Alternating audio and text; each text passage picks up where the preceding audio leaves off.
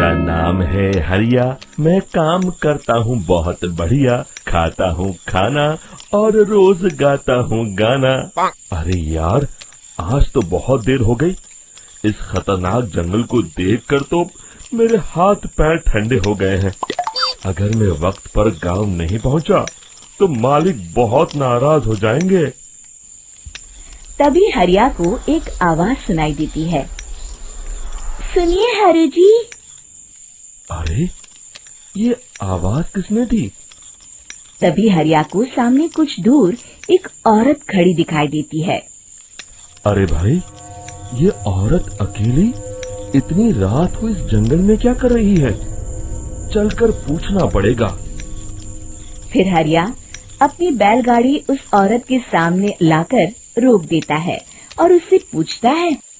अरे सुनिए, आप इतनी रात को इस खतरनाक जंगल में अकेली क्या कर रही हैं?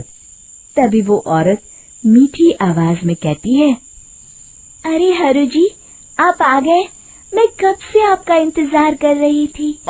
वैसे तो यहाँ से काफी लोग गुजर चुके हैं, लेकिन मैं खास आपका इंतजार कर रही थी। अच्छा, तुम सच कह रही हो? मुझे तो यकीन नहीं हो रहा है। वो क्या है ना, आज तक किसी ने मुझसे इतने प्यार से बात नहीं की। हाँ हाँ हरु जी, मैं सच कह रही हूँ। अब देर मत करिए और जल्दी से मुझे मेरे घर तक छोड़ दीजिए। हाँ हाँ, कौन सी बड़ी बात है, अभी छोड़ देता हूँ। आप मेरे पीछे बैलगाड़ी में बैठ जाइए और मुझे रास्ता बताते चलिए। फिर वो औरत हरिया की बैलगाड़ी में बैठ जाती है और हरिया बैलगाड़ी हाँकता हुआ आगे चल पड़ता है। फिर उस औरत के बताए हुए रास्ते पर चलते चलते हरिया बैलगाड़ी लेकर एक काली गुफा के आगे आकर रुक जाता है। हरिया उस औरत से पूछता है। देवी जी, आपका घर कहाँ है? यहाँ तो एक गुफा के अलावा और कुछ नहीं है। तभी अचानक वो औरत हवा में उड़ने लगती है। देखते ही देखते उसका सुंदर रूप एक डरावनी चुड़ैल में बदल जाता है और वो जोर जोर से हंसती है। अरे तू तो एक नंबर का बेवकूफ निकला। तू तो बड़ी आसानी से मेरी बातों में आ गया। अरे मर गया रे, ये तो एक चुड़ैल है। हे भगवान बचा ले, ये तो बड़ी डरावनी दिखाई दे रही है। और फिर अगले ही पल हरिया की बैलगाड़ी में रखा सारा सामान हवा में उड़ता हुआ उस काली गुफा के अंदर चला जाता है और वो चुड़ैल भी उस गुफा के अंदर जाकर कहीं गायब हो जाती है।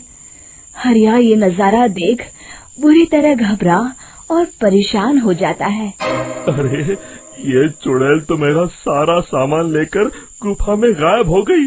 अब क्या होगा? अगर मैं गांव खाली हाथ गया तो मालिक मेरी अच्छी खबर लेंगे। मेरी इस बात का कोई यकीन भी नहीं करेगा। फिर आखिर वही हुआ। हरिया के मालिक चंपक सेठ को हरिया की किसी भी बात पर रत्ती भर भी यकीन नहीं हुआ।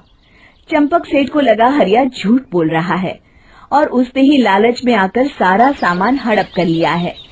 फिर हरिया को बेईमान समझकर चंपक सेठ उसे काम से निकाल देता है। अगले दिन अपनी दुकान में परेशान बैठा चंपक सेठ गुस्से में बड़बड़ाता है। अरे, दुकान में तो सामान बिल्कुल भी नहीं है। अब मुझे ही शहर जाकर सामान लाना होगा। फिर वो अपनी बैलगाड़ी लेकर शहर चला जाता है। शहर से सामान लेकर जब चंपक सेठ वापस गांव लौट रहा होता है, तभी उसे एक आवाज सुनाई देती है। चंपक जी, ओ चंपक जी। अरे, ये तो कोई मेरा नाम लेकर मुझे पुकार रहा है। फिर उस रास्ते में वही औरत खड़ी दिखाई देती है। फिर क्या था, हरिया की तरह चंपक सेठ भी उस औरत के पास अपनी बैलगाड़ी लेकर जाता है और वो भी उसकी चिकनी चुपड़ी बातों के मुंह जाल में फंस जाता है। फिर चुड़ैल उसे भी अपनी गुफा तक ले जाती है और उसका सारा सामान लेकर गुफा में गायब हो जाती है। बेचारा चंपक सेठ लाचार होकर खाली हाथ गांव लौट आता है। फिर ये उस जंगल में रोज की बात हो जाती है। जो कोई भी शहर से कुछ लेकर गांव की तरफ लौटता, वो चुड़ैल उसे बेवकूफ बनाकर उसका सारा सामान लेकर गुफा में गायब हो जाती। एक दिन हरिया एक लकड़हारे को उसी जंगल की तरफ जाते हुए देखता है। फिर हरिया उसे रोकते हुए कहता है, अरे भाई, क्यों अपनी मौत को दावत दे रहे हो? मेरी बात मानो, आगे जंगल में मत जाओ, वहाँ एक बड़ी भयानक चुड़ैल रहती है। लकड़हारा हरिया की बातों को नजरअंदाज करते हुए कहता है, अरे भाई, मुझे पहले ही बहुत देर हो चुकी है, मुझे जाने दो भाई। शाम तक लकड़ियाँ काट कर शहर के बाजार में बेचना है। तुम अपनी ये कहानी किसी फुर्सत में बैठे इंसान को सुनाओ, मैं तो चला। इतना कहकर लकड़हारा वहाँ से आगे जंगल की तरफ चला जाता है। फिर अगले दिन गांव के मुखिया के घर के बाहर बहुत सारे लोग जमा हो जाते हैं। तभी हाथ में कुल्हाड़ी लिए खड़ा लकड़हारा कहता है, अरे मुखिया जी, अब आप ही हमें बचाइए उस जंगल वाली चुड़ैल से।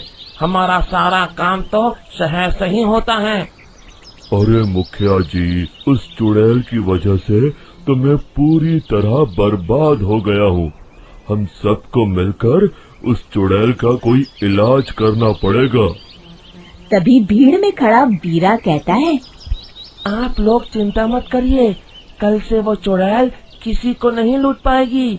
मेरे पास एक बहुत अच्छी तरकीब है। तभी चंपक सेठ उसका मजाक उड़ाते हुए कहता है, अरे तेरा नाम वीरा है तो क्या हुआ? तूने अभी उस चुड़ैल को देखा नहीं है? जाकर अपना काम कर, बड़ा आया। तब मुखिया जी कहते हैं, नहीं नहीं चंपक सेठ, मुझे लगता है हमें इस लड़के को एक मौका देना चाहिए। फिर सभी गांव वाले मुखिया जी की बातों से सहमत हो जाते हैं और वीरा शाम को एक बैलगाड़ी में कुछ सामान लादकर उस जंगल की ओर चल देता है। वीरा, ओ वीरा, कहाँ जा रहा है? तभी वीरा मुड़ के देखता है, वही चुड़ैल एक औरत के रूप में खड़ी है। अरे बहन जी, मैं आपको ही ढूंढ रहा था। देखिए, मैं आपके लिए क्या लाया हूँ। है? अरे वाह, तो खुद मेरे लिए इतना सामान लाया है। तू ही अकेला गांव में समझदार है। जरा देखो, मैं भी खोल के, बड़े भूख लगी है। जैसे ही चुड़ैल उस सामान पर से कपड़ा हटाती है, एक भगवान शिव की तेज रोशनी उसके अंदर मूर्ति से निकलती है और चुड़ैल अपने असली रूप में आकर जलने लगती है। अरे मैं जल रही हूँ, बचाओ! बचाओ! ओम नमः शिवाय, मर गई मैं! देखते ही देखते वो चुड़ैल राख के साथ उड़ जाती है और सभी गांव वाले भी वहां आ जाते हैं।